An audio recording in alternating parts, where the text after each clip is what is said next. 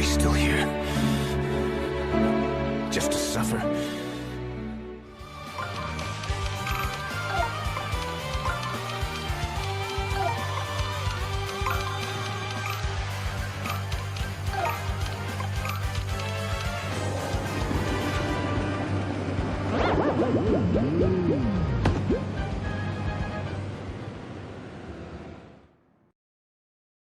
They ask you how you are, you just have to say that you're fine when you're not really fine, but you just can't get into it because they would never understand.